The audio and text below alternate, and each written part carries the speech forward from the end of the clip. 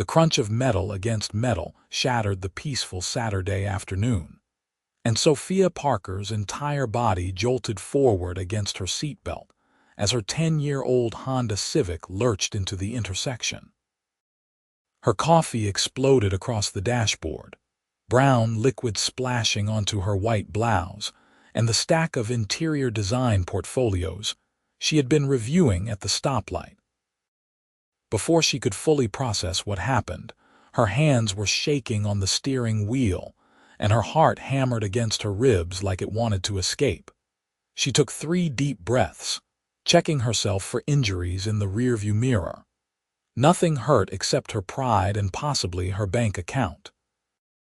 The light was still red. She had been completely stopped. This was not her fault. That small mercy did nothing to calm the panic rising in her chest as she considered the reality of her situation. Her insurance deductible alone would drain what little remained in her savings account after she had invested everything into starting her interior design business 6 months ago. Sophia grabbed her phone with trembling fingers and unbuckled her seatbelt. She needed to get out and assess the damage, exchange insurance information, and probably cry later when she was alone. She pushed open her door and stepped onto the warm asphalt, turning to face the vehicle that had just demolished her peaceful afternoon and quite possibly her monthly budget. The car behind her was not a car at all. It was a sleek black Mercedes that probably cost more than she had earned in the past 3 years combined. The front bumper was barely dented, just a small scratch really, while her rear bumper hung at an awkward angle, one taillight completely shattered and red plastic scattered across the road like confetti at a parade nobody wanted to attend. The driver's door of the Mercedes opened, and a man stepped out. Sophia found herself staring at someone who looked like he had just walked off the set of a cologne commercial. He was tall, easily over 6 feet, with dark hair that was slightly tousled in that way that suggested either careful styling or a complete lack of concern for appearances. He wore dark jeans and a gray button-down shirt with the sleeves rolled up to his elbows, revealing tanned forearms. His jaw was sharp, dusted with stubble, and his eyes were in striking shade of green that she could see even from several feet away. "Are you all right?" His voice was deep and genuinely concerned as he approached her quickly, his eyes scanning her face and body for signs of injury. "I am so sorry. That was completely my fault." Sophia blinked, still processing everything. Most people would have come out defensive, ready to argue about who was at fault, but this man had immediately apologized. "I'm fine," she managed to say, though her voice sounded strange to her own ears. "Just startled." "I'm Grant," he said, running a hand through his hair in what appeared to be genuine distress. "Grant Nelson. I was looking down at my phone for just a second. I know that's no excuse. I could have seriously hurt you. Sophia Parker." She crossed her arms over her coffee-stained blouse, suddenly aware of how she must look compared to this put-together stranger. Her blonde hair was falling out of its ponytail, her clothes were ruined, and she probably had mascara smudged under her eyes from the shock. "And you're right, you shouldn't have been looking at your phone." Grant winced at her words but nodded. "You're absolutely right. Let me get your insurance information, but I want to be clear that I'm paying for all the damages. I'll handle everything directly. You won't have to file a claim or pay a deductible or anything." Sophia stared at him suspiciously. In her experience, when things sounded too good to be true, they usually were. "You're going to pay out of pocket for the repairs?" "Yes." He pulled out his phone, and Sophia noticed it was the newest model, probably released within the last month. "I'll call my assistant right now and have her arrange everything. We'll get your car towed to the best body shop in the city. They'll fix everything and you'll have a rental car for as long as you need it. All covered by me." "Your assistant?" Sophia repeated, who had an assistant for their personal life. Grant was already dialing, holding up one finger to indicate he needed a moment. Rebecca, I need you to arrange something for me. I just rear-ended someone at the intersection of 5th and Main. Her name is Sophia Parker. I need you to call Mitchell's Auto Body. Tell them I'm sending someone over and that cost is no object. Then arrange for a rental car to be delivered to her location within the hour. Something nice and reliable. He paused, listening. Yes, I'm fine. The Mercedes has a scratch. I'll deal with that later. This is priority. Sophia stood there feeling like she had stepped into some alternate reality where car accidents were handled by personal assistants and rental cars appeared within the hour. She looked back at her crumpled Honda, then at Grant's barely damaged Mercedes, then at Grant himself. He was watching her with those green eyes while he finished his phone call, and something in his expression made her think he actually felt terrible about this whole situation. All set, Grant said, sliding his phone back into his pocket. A tow truck will be here in 15 minutes. The rental car should arrive shortly after that. Mitchell's is the best shop in the state. They'll have your car looking better than new. I can't let you do all this, Sophia protested, even though she desperately needed exactly what he was offering. Your insurance should handle it. My insurance will handle my car. I'm handling yours because it was my fault and my responsibility. Grant's tone was firm but kind. Please let me do this. I'll feel terrible if you have to deal with deductibles and rate increases because I was careless. A car honked behind them, reminding Sophia that they were still partially blocking the intersection. Grant immediately moved toward the vehicles. Let me help you pull over to that parking lot across the street. They maneuvered both cars into a small lot beside a coffee shop, and Sophia used those few moments to try to collect herself. This was bizarre. People didn't just take full responsibility for accidents and arrange for everything to be handled within minutes. She parked her limping Honda in a spot and got out again, this time retrieving her ruined portfolios and purse from the passenger seat. Grant was leaning against his Mercedes and he straightened when he saw her struggling with her belongings. Let me help. He took the portfolios before she could protest, careful not to disturb the coffee-soaked papers. Are these important? They were. Sophia sighed, looking at 3 months of work reduced to brown-stained photographs and wrinkled sketches. I'm an interior designer. Those were client presentations for Monday morning. Grant's expression shifted to something that looked like genuine guilt. I'm so sorry. Is there any way to recover them? Can you reprint them? I have digital copies, but the printing costs alone are over $300, and I don't have access to a professional printer over the weekend. Sophia knew she sounded defeated, but she was too tired to pretend otherwise. This day had gone from productive to disastrous in the span of a few seconds. Give me your email address, Grant said immediately. I'll have Rebecca arrange for a printing service to handle everything tonight. You'll have new portfolios delivered to your home tomorrow morning. Sophia shook her head. You're already paying for my car repairs. I can't ask you to do more. You're not asking. I'm offering because I caused this problem. Grant pulled out his phone again. Your email, she hesitated, then rattled off her professional email address. What did she have to lose at this point? Grant typed quickly, sent a message, and then looked back up at her. Done. Rebecca will coordinate with you directly.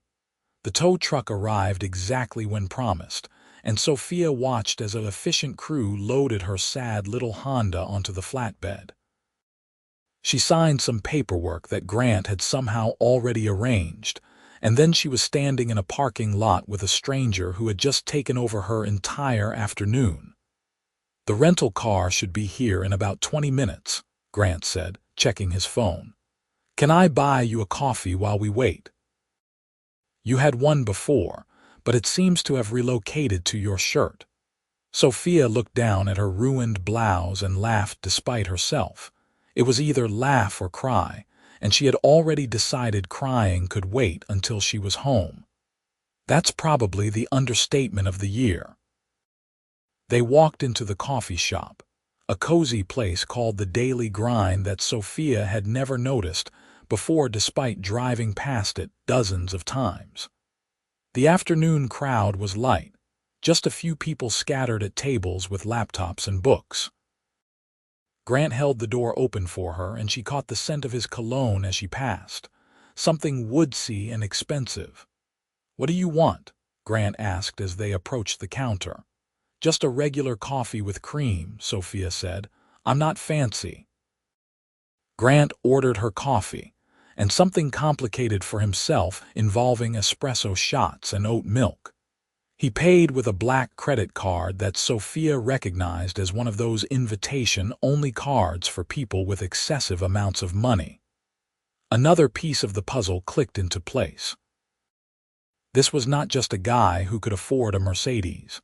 This was someone with serious wealth. They sat at a small table by the window where they could see the parking lot. Sophia wrapped her hands around her coffee cup, letting the warmth seep into her still shaky fingers. The adrenaline was wearing off, leaving her feeling exhausted and oddly emotional. "Tell me about your interior design business," Grant said, wrapping his own large hands around his cup. "How long have you been doing it?" 6 months officially, Sophia said. "I worked for a larger firm for 5 years, learning everything I could, and then I decided to go out on my own. It's terrifying and exhilarating, and I'm probably going to fail, but at least I'm trying." "You won't fail." Grant's certainty surprised her. Anyone who has the courage to start their own business already has the most important ingredient for success. "That's optimistic of you." Sophia took a sip of her coffee. It was good, better than the chain place she usually frequented. "What do you do?" Grant hesitated for just a moment. "I'm in real estate development, like flipping houses. More like building commercial properties, apartment complexes, mixed-use developments." He said it casually, but Sophia sensed there was more to the story. "I started my company 8 years ago with a partner. We've done pretty well." Pretty well probably meant wildly successful given the car, the personal assistant, and the black credit card.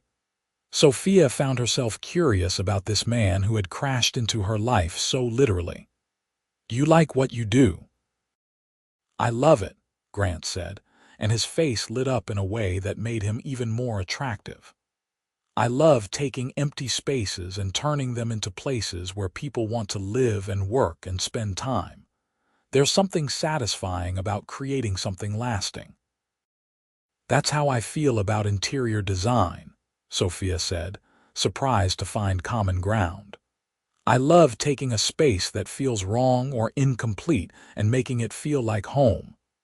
They talked for 20 minutes, the conversation flowing easily despite the strange circumstances of their meeting. Grant was surprisingly easy to talk to. He asked questions that showed he was actually listening, and he shared stories about his work that were funny and self-deprecating. Sophia found herself relaxing, almost forgetting that she had just been in a car accident. A sleek silver sedan pulled into the parking lot, and Grant checked his phone. "That's your rental." They walked outside together, and a man in a suit got out of the sedan, holding a key fob and a clipboard.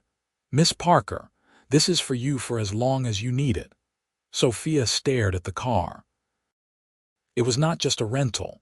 It was a brand new luxury sedan that probably cost more per day than her usual monthly car payment. "This is too much," she said to Grant. "I can't drive this." "Why not?" Grant looked genuinely confused. "It's safe and reliable. Those were my only requirements." "It's a $60,000 car, is it?" Grant glanced at the sedan like he had never considered its value. "Rebecca chose it. I trust her judgment." Sophia signed the paperwork in a daze, and suddenly she was holding keys to a car that made her hands sweat just thinking about driving it. The delivery driver got into a second car that had followed him and drove away, leaving Sophia and Grant standing beside their vehicles. "Thank you," Sophia said, knowing the words were inadequate for everything Grant had done in the past hour. "You've been incredibly kind and generous, especially considering this was an accident. It's the least I could do." Grant pulled a business card from his wallet and handed it to her. "That's my direct number. If you need anything, call me. I mean it. If there are any problems with the repairs or the rental or the portfolios, I want to know." Sophia looked at the card. It was simple and expensive-looking, heavy cardstock with embossed lettering. Grant Nelson, CEO, Nelson Development Group. So he was not just successful. He was the CEO of his own company. "Thank you," she said again. Grant hesitated, and Sophia sensed he wanted to say something else. Finally, he spoke. "This is probably inappropriate given the circumstances, but would you like to have dinner with me sometime?" Not as an apology, just as two people who had an interesting conversation over coffee. Sophia's heart did a strange little flip in her chest. She looked at Grant, really looked at him, and saw genuine interest in his eyes. He was attracted to her despite her coffee-stained clothes and disaster of an afternoon. Part of her wanted to say yes immediately, but the practical part of her brain raised concerns. He was clearly wealthy, probably out of her league, and they had met because he had crashed into her car. "I don't usually go out with men who rear-end me," she said, trying to make a joke to cover her uncertainty. Grant laughed, a real laugh that crinkled the corners of his eyes. "That's probably a good policy. I promise I won't make a habit of it." "One dinner," Sophia heard herself say. "But you have to promise not to arrange for some 5-star Michelin restaurant with your assistant, somewhere normal. Deal?" Grant's smile was genuinely happy. "Are you free tomorrow night?" Tomorrow was Sunday.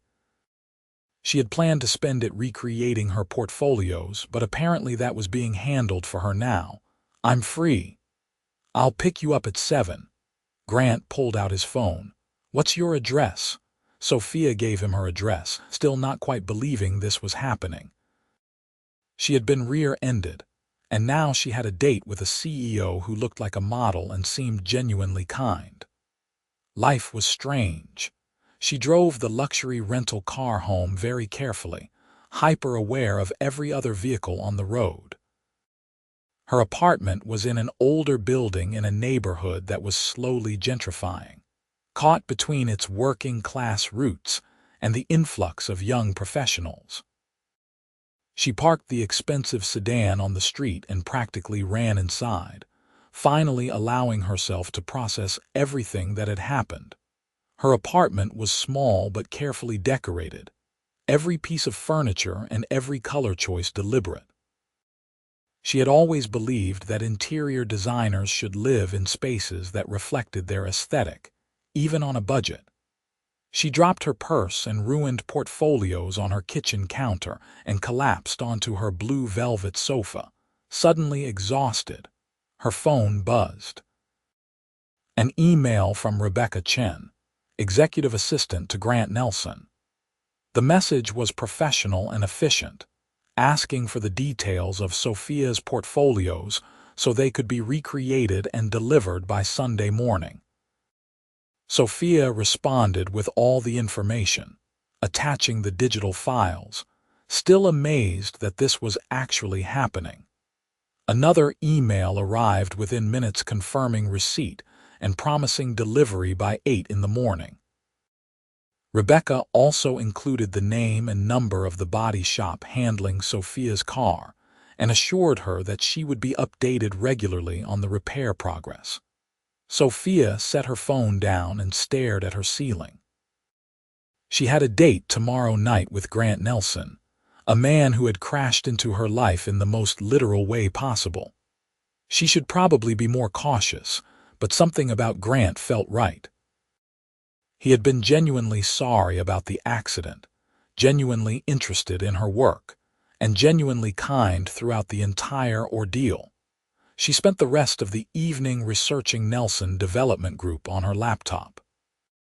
The company had an impressive portfolio of projects across the region, from luxury apartment buildings to shopping centers to mixed-use developments that transformed entire neighborhoods.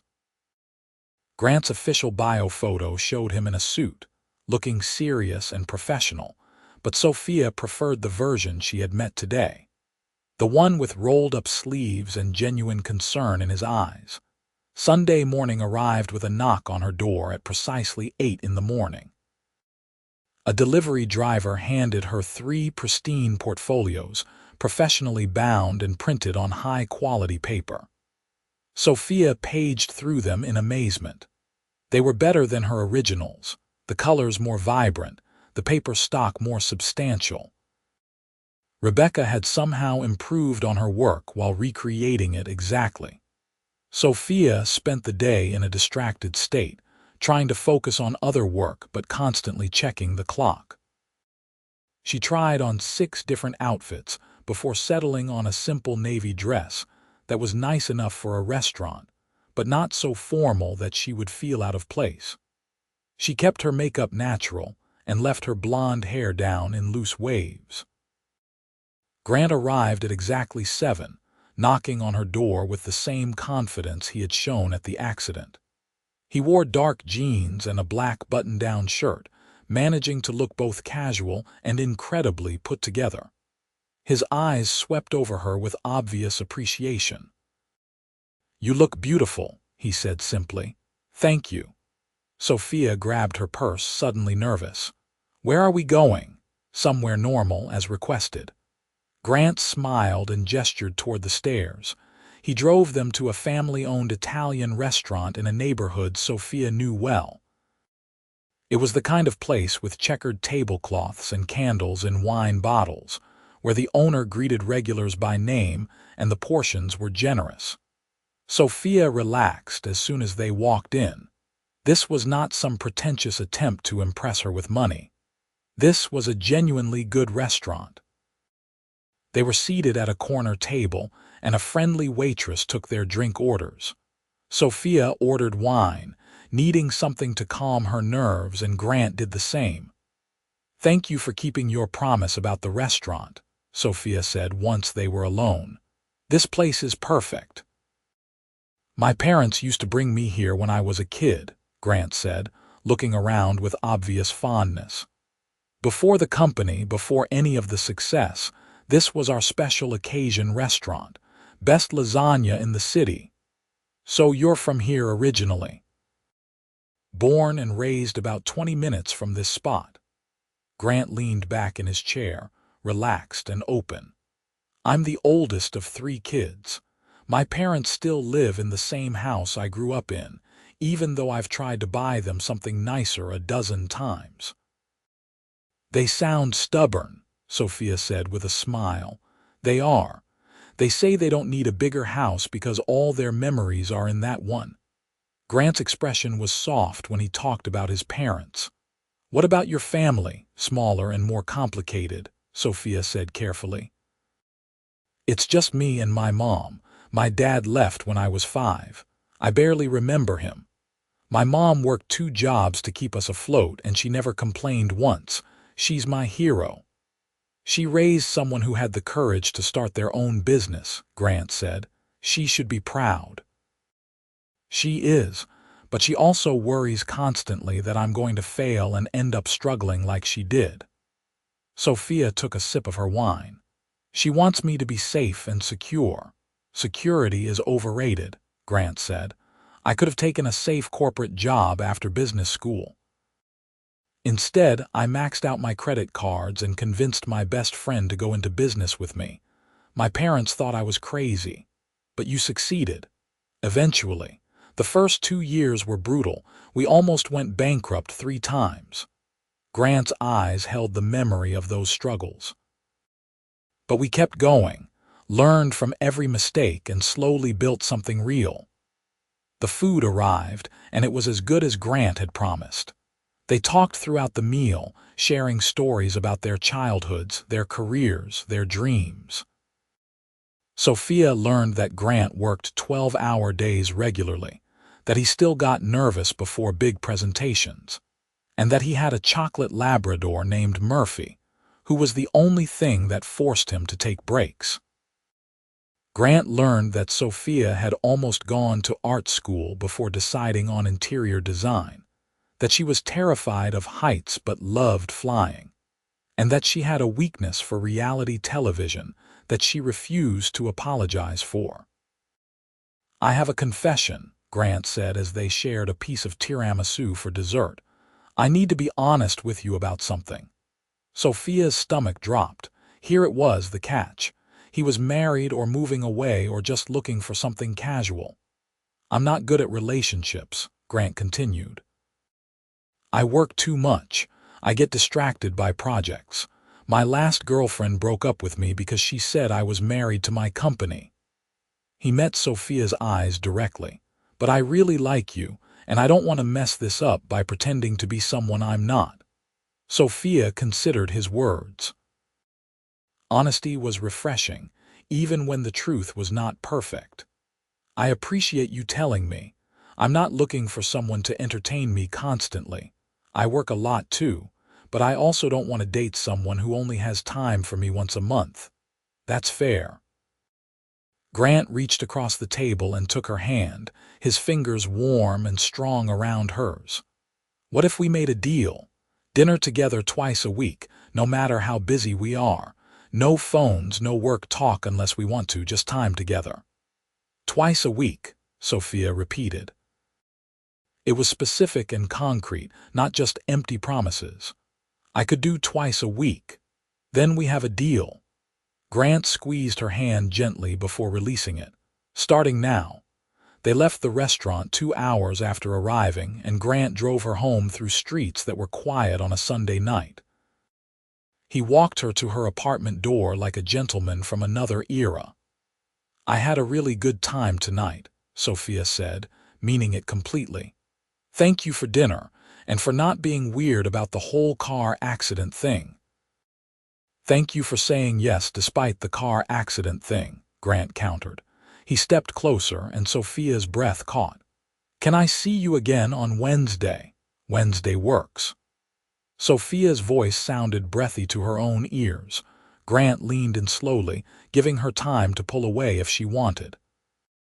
She did not want to. His lips brushed against hers softly, a gentle kiss that still managed to send electricity down her spine. He pulled back after a moment, his green eyes searching her face. "Good night, Sophia," he said quietly. "Good night, Grant." She watched him walk down the stairs before going inside, closing the door and leaning against it with a ridiculous smile on her face. She had gone from car accident victim to thoroughly kissed in less than 24 hours, and she could not remember the last time she had felt this happy. The week that followed was busy with work, but Sophia found herself thinking about Grant constantly. They texted throughout the days, nothing excessive but enough to feel connected. He sent her a photo of Murphy the dog looking guilty beside a destroyed couch cushion. She sent him a picture of a particularly gaudy lamp she had found at an estate sale with the caption, "Nightmare Fuel." Wednesday arrived, and Grant picked her up for dinner at a seafood restaurant near the waterfront.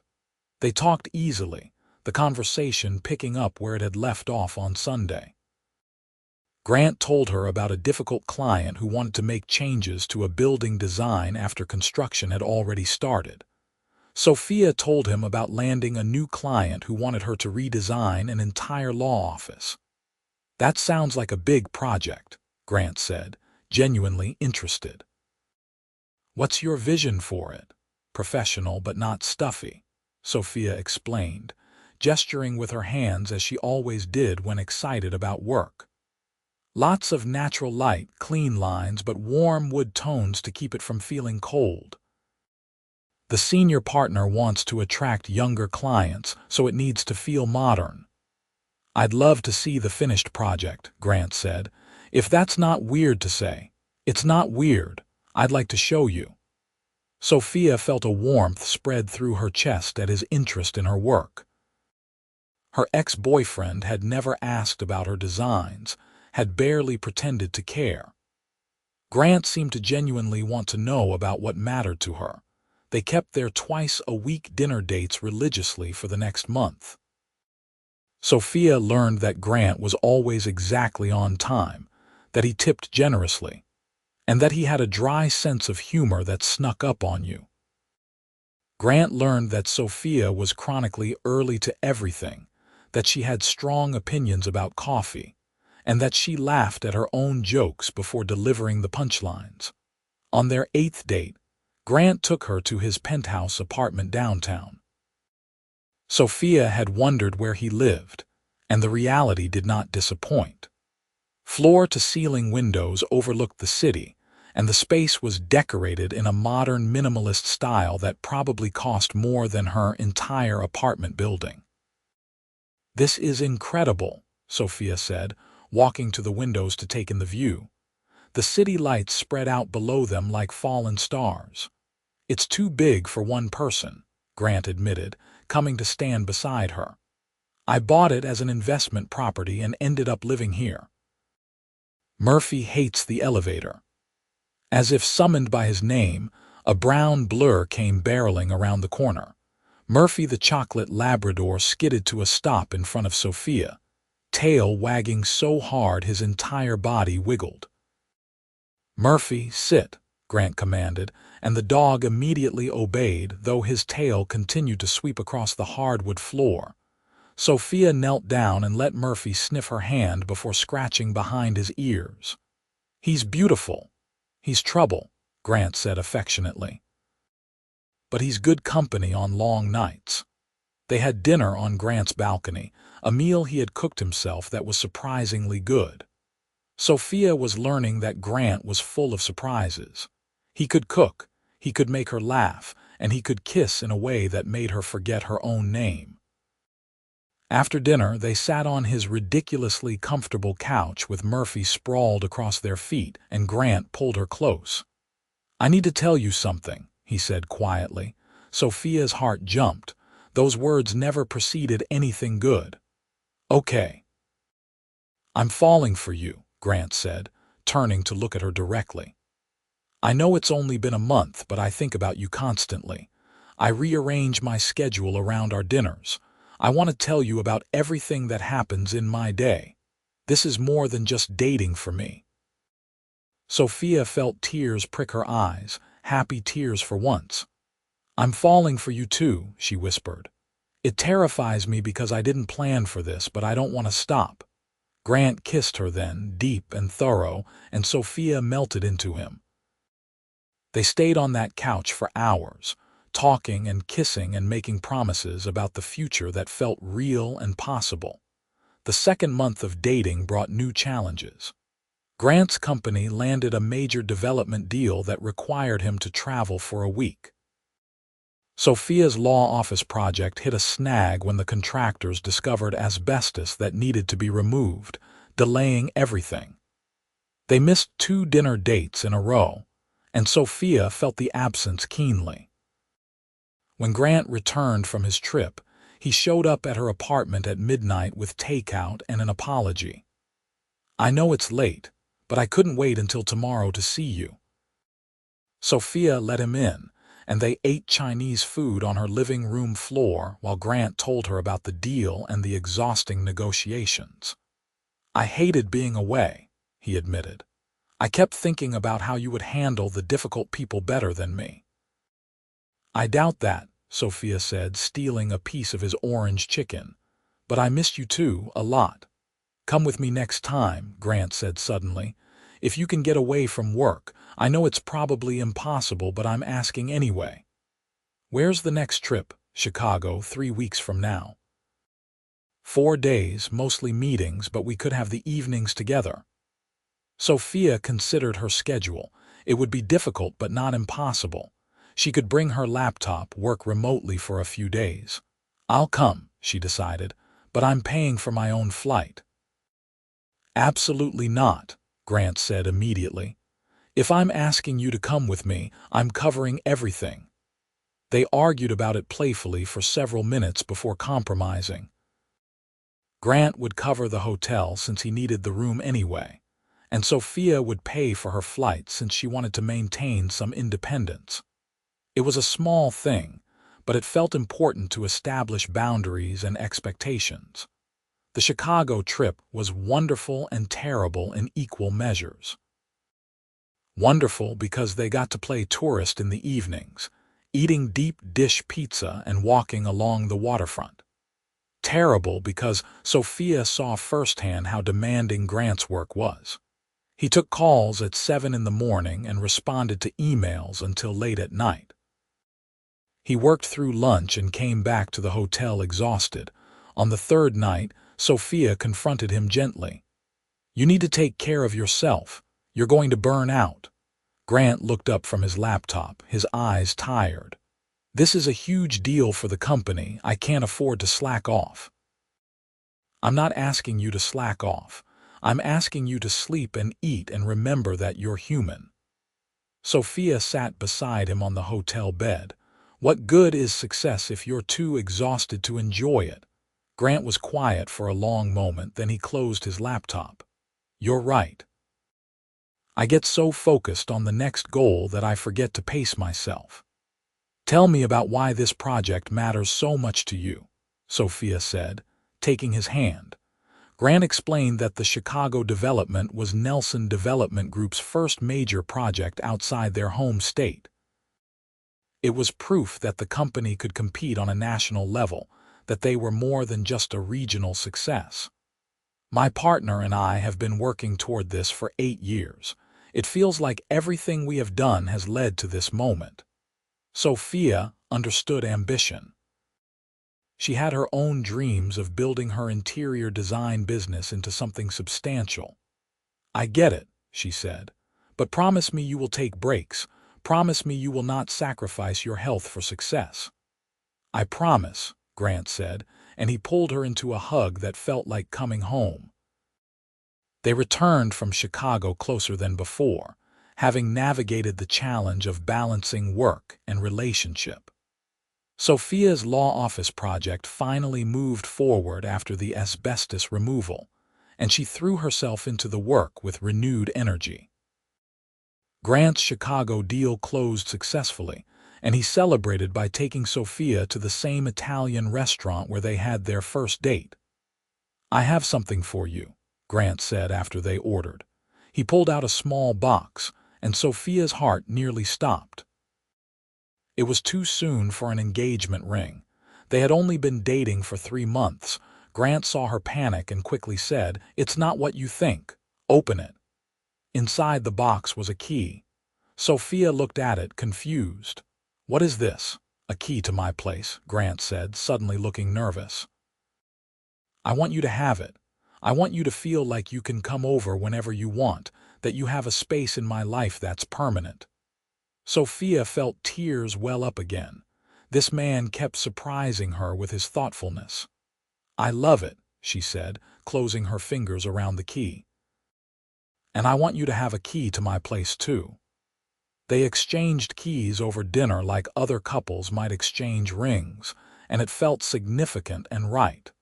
The next month brought Sophia's busiest period yet. The law office project was in full swing, and she had landed 2 residential clients who wanted complete home makeovers. She was working 12-hour days, coming home exhausted, and falling into bed without eating properly. Grant noticed. He started showing up at her apartment with meals, not fancy restaurant food but simple healthy dinners he had cooked himself. He would let himself in with his key, leave the food in containers with reheating instructions, and leave again without disturbing her if she was meeting with clients. "You need to stop doing this," Sophia told him one evening when they finally had dinner together. "You're busy too. You don't have time to cook for me." "I want to take care of you," Grant said simply. The same way you remind me to rest when I'm pushing too hard. We take care of each other. That's what this is. Sophia realized he was right. They had fallen into a pattern of mutual support that felt natural and sustainable. She reminded him to sleep. He made sure she ate. They both made time for their twice-weekly dinners no matter how busy life became. It was not perfect, but it was real and it was working. 5 months into dating, Sophia met Grant's parents. She was terrified. She had never been good at meeting parents, and these were the parents of a CEO, people who had raised someone extraordinary. Grant's childhood home was a modest ranch house in a suburban neighborhood. His mother, Patricia, answered the door with a huge smile and immediately pulled Sophia into a hug. His father, Robert, was quieter but shook her hand warmly. "We've heard so much about you," Patricia said, ushering them inside. "Grant talks about you constantly." The house was filled with family photos and comfortable furniture, and the smell of home-cooked food. Sophia relaxed immediately. These were not intimidating people. These were kind, normal parents who clearly loved their son. Over dinner, Patricia told embarrassing stories about Grant as a child, including one about him trying to build a treehouse that collapsed within an hour. Robert talked about how proud they were of Grant's success, but also how they worried about him working too hard. "That's where Sophia comes in," Grant said, reaching for her hand under the table. "She makes sure I remember there's more to life than work." "Good," Patricia said firmly. "He needs someone who will keep him grounded." After dinner, Grant's younger siblings arrived. His brother Marcus was a high school teacher with his father's quiet demeanor, and his sister Lily was a nurse with their mother's warm energy. They welcomed Sophia into the family chaos with easy acceptance, teasing Grant mercilessly and treating Sophia like she had always been part of their gatherings. Driving home that night, Sophia felt overwhelmed with emotion. "Your family is wonderful," she said. "They loved you," Grant said, sounding pleased. "I could tell. My mom kept giving me these looks like she approved." "When do I get to meet your mom?" Grant asked carefully. He knew Sophia's relationship with her mother was complicated. "Soon," Sophia promised. "I just need to prepare her. She's going to think you're too good to be true." Sophia arranged dinner with her mother the following week at a casual restaurant near where her mom still lived in the working-class neighborhood where Sophia had grown up. Sarah Parker was a thin woman in her 50s who looked tired but had the same bright blue eyes as her daughter. Grant was perfect. He asked Sarah about her work as a grocery store manager, listened attentively to her stories, and was respectful without being overly formal. Sophia watched her mother slowly warm to him, the suspicious lines around her eyes softening. "You treat my daughter well?" Sarah asked bluntly over coffee. "I try my best," Grant said honestly. "She deserves everything good." Sarah studied him for a long moment, then nodded. "Okay then. You're all right." Later, after Grant had paid the bill despite Sarah's protests, Sophia's mother pulled her aside. "He's rich, isn't he?" "Yes," Sophia admitted. "And he's still nice." Sarah looked confused, as if wealth and kindness were mutually exclusive in her experience. "He's still nice," Sophia confirmed. "He's a good man, Mom." Sarah hugged her daughter tightly. "Then you hold on to him. Good men are rare." 6 months into their relationship, Grant asked Sophia to move in with him. They were having breakfast on his balcony on a Sunday morning, Murphy begging shamelessly for bacon when Grant said it casually. "You should just move in here. You spend most nights here anyway." Sophia looked at him, trying to determine if he was serious. "That's a big step." "I know. But I want to wake up with you every morning. I want to come home to you every night. I don't want to spend time apart if we don't have to." Grant reached across the table for her hand. "Move in with me." Sophia thought about her little apartment that she had decorated so carefully. She thought about her independence and her need to maintain her own identity. But she also thought about how happy she was here, how right it felt to be with Grant. "I'll move in," she said, "but I'm keeping my apartment for now, just as a studio space for work. I need somewhere that's mine for meeting clients and working on designs." "That's smart," Grant agreed immediately. "Keep your space. I just want to share mine with you too." Moving in together was an adjustment. Sophia learned that Grant was meticulously organized, that he woke up at 5:30 every morning to work out, and that he sang in the shower badly. Grant learned that Sophia left coffee cups everywhere, that she worked best late at night, and that she talked to herself when she was concentrating. They had their first real fight 2 weeks after she moved in. Grant had a bad day at work and came home tense and snappy. Sophia had been working on a difficult design problem and was stressed herself. They argued about something stupid, dishes in the sink maybe, and it escalated quickly. "You're being unreasonable," Grant said, his voice rising. "I'm being unreasonable. You're the one who's acting like I'm your maid." Sophia shot back. They stood in the kitchen glaring at each other, and then Grant deflated. "You're right, I'm sorry.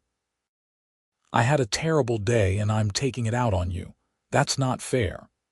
Sophia's anger faded as quickly as it had come. "I'm sorry too. I've been stressed and I'm being defensive." They talked it through, really talked, about expectations and communication and how to handle bad days without hurting each other. It was not fun, but it felt important. They were learning how to fight fair and resolve conflicts instead of letting them fester. The months passed in a blur of work and dinners and lazy Sunday mornings. Sophia's business grew steadily. She hired an assistant to help with the administrative work and started turning down projects because she was too busy. Grant's company announced another major development deal, this one in Boston. They celebrated their 1-year anniversary at the same intersection where they had first met, the scene of the accident that had brought them together. Grant had arranged for a food truck to park nearby, and they ate gourmet grilled cheese sandwiches sitting on the curb like teenagers. "This is ridiculous," Sophia laughed, delighted by the absurdity. "This is where we started," Grant said, looking at her with so much love it made her chest ache. "I wanted to commemorate it.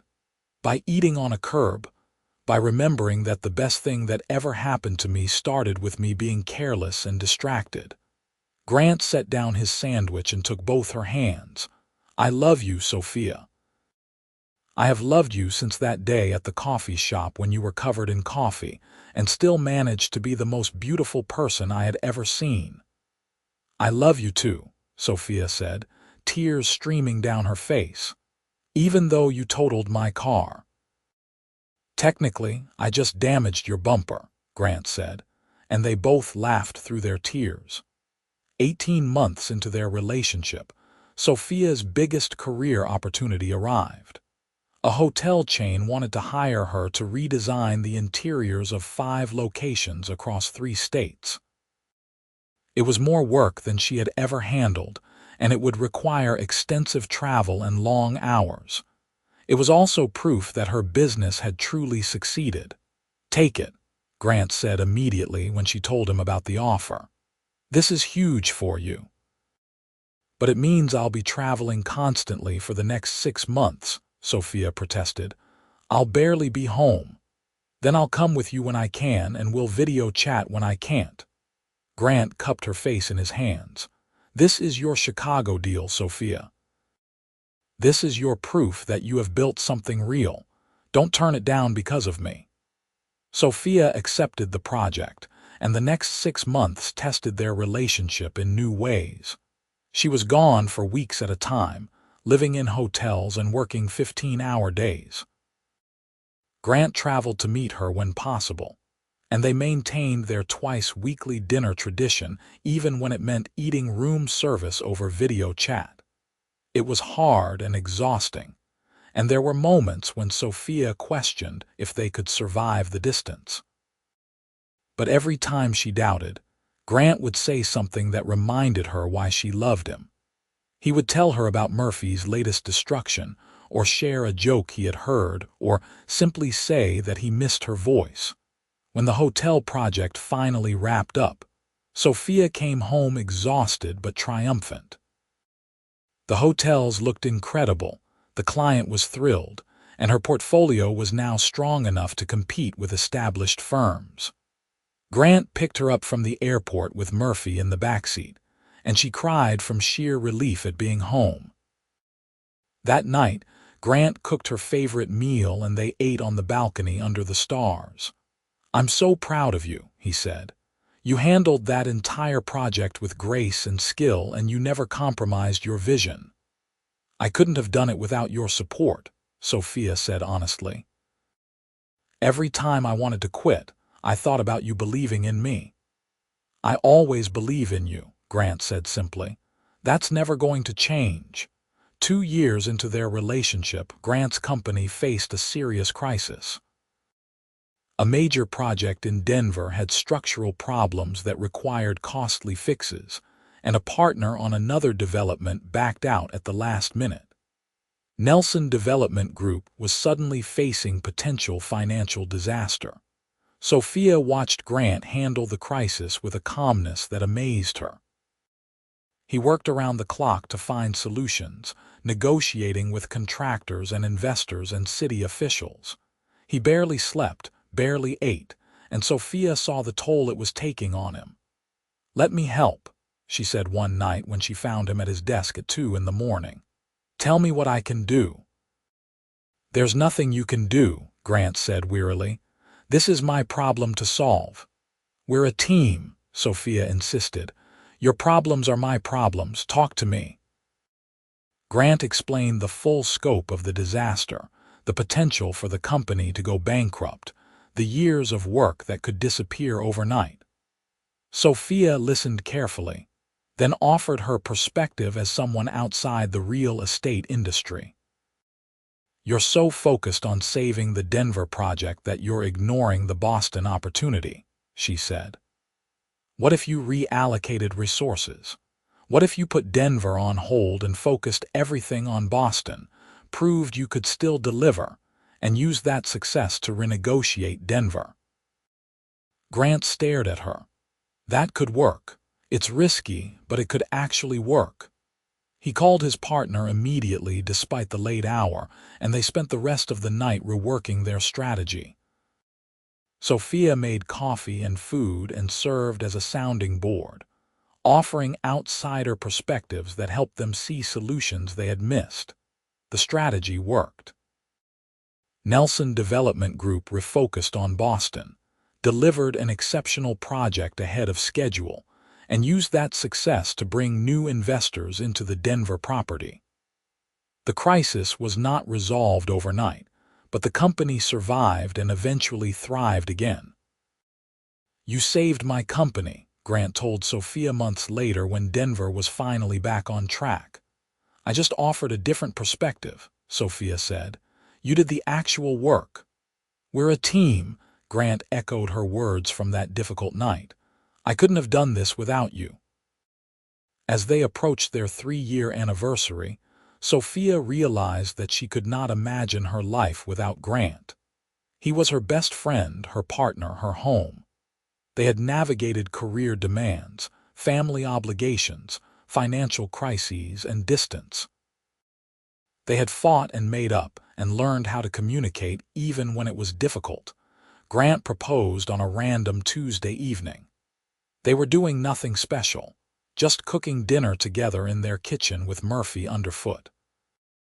Sophia was chopping vegetables and Grant was stirring sauce when he suddenly said, "Marry me."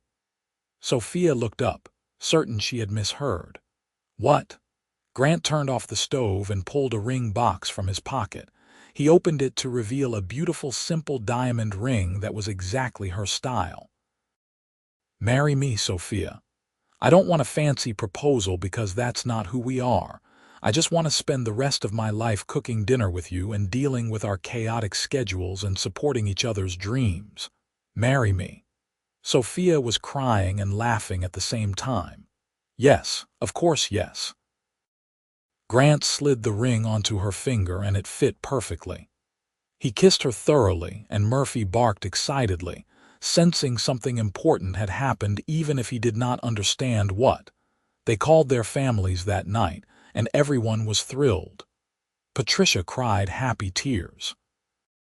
Sarah said she was not surprised because she had known from their first dinner that Grant was serious about her daughter. Grant's siblings insisted on throwing an engagement party, and Sophia's assistant demanded to help plan the wedding. The wedding itself was 6 months later, a perfect blend of their two styles.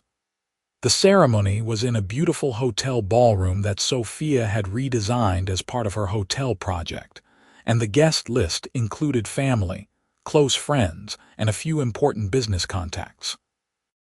Sophia wore a simple, elegant dress, and Grant wore a perfectly tailored suit. Murphy was the ring bearer and performed his duties admirably.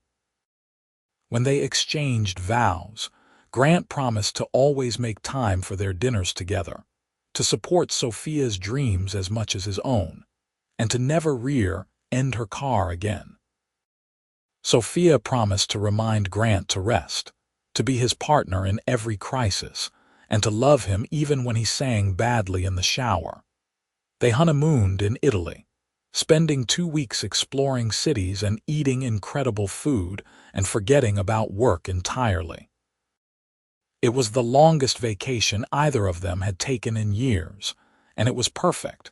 Returning to real life was an adjustment, but they fell back into their routines easily. Sophia continued building her design business, now operating under the name Parker Interiors with 3 full-time employees. Grant's company expanded into 2 more cities, and he promoted his partner to co-CEO to share the workload.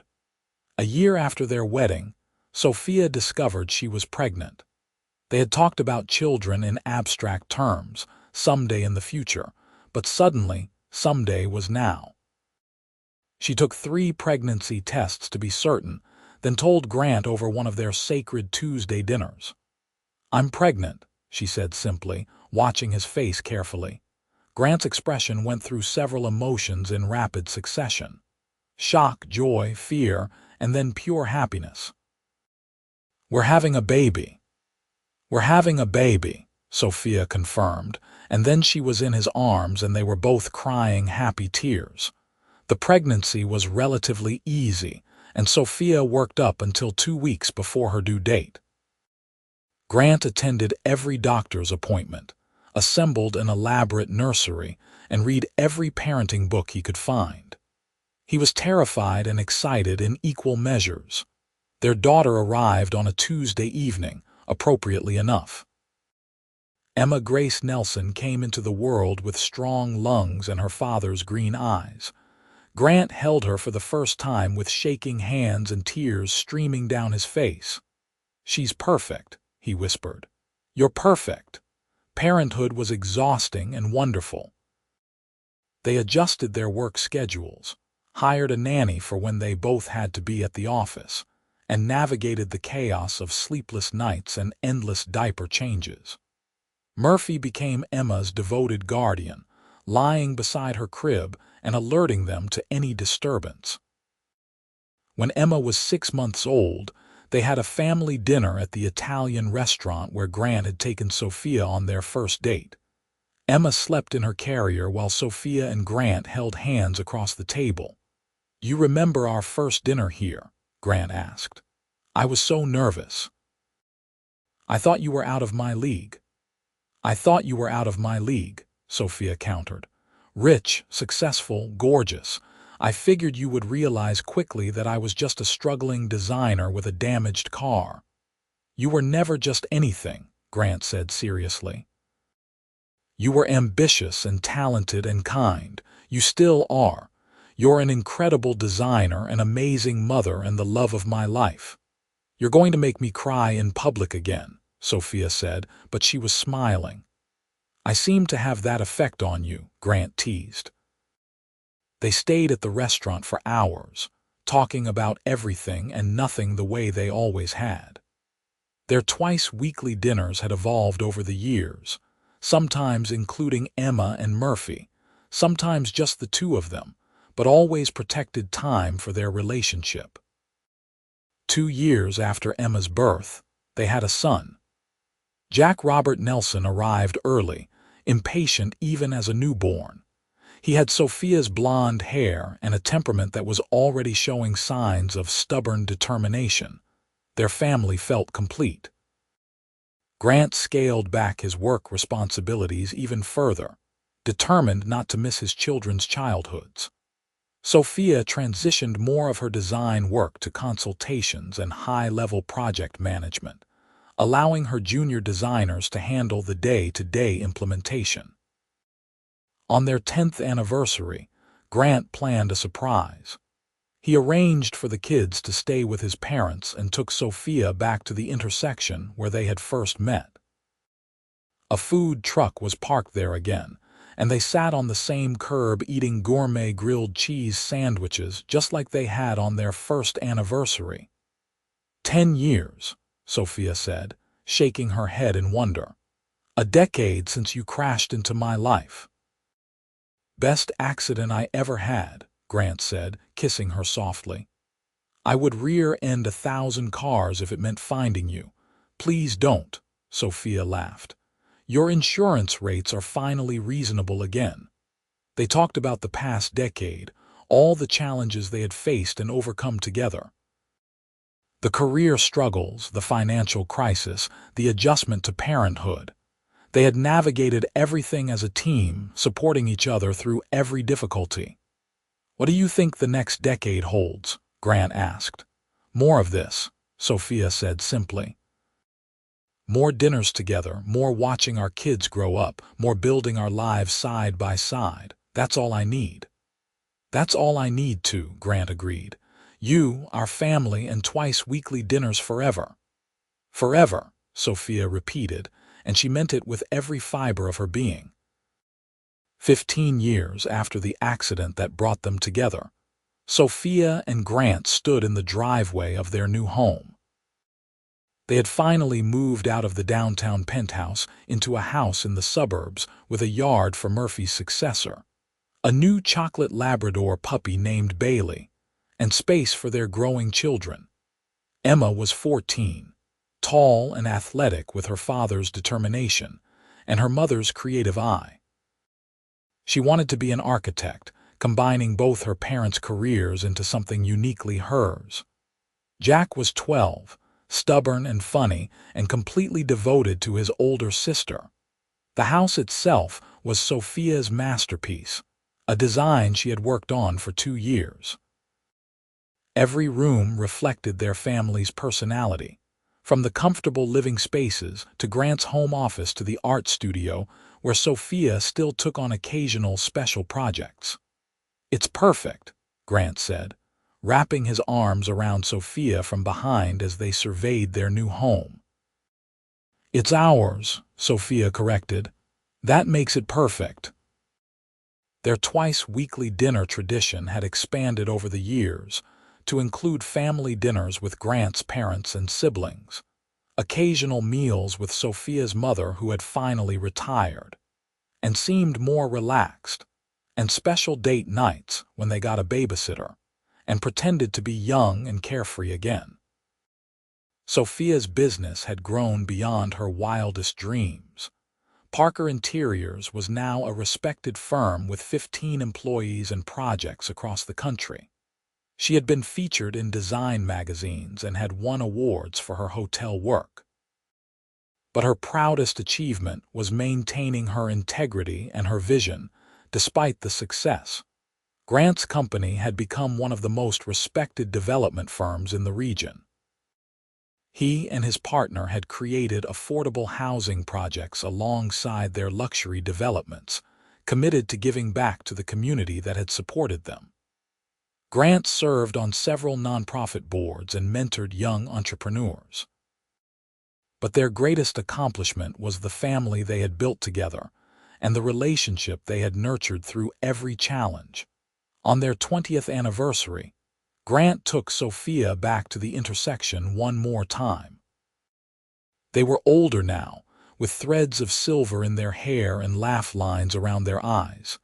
Emma and Jack were teenagers, both in the car complaining about their parents' weird tradition. "Why do we have to come here every anniversary?" Emma asked. "Because this is where your father rear-ended me and changed both our lives," Sophia explained for the 100th time. "That's actually kind of romantic," Jack admitted grudgingly. "In a weird way." They ate from the food truck, Emma and Jack joining them this time, and Sophia looked at her family with overwhelming gratitude. She thought about that scared woman 20 years ago, standing beside her damaged Honda, and wondering how she would pay for repairs. She never could have imagined that the man who crashed into her would become her everything.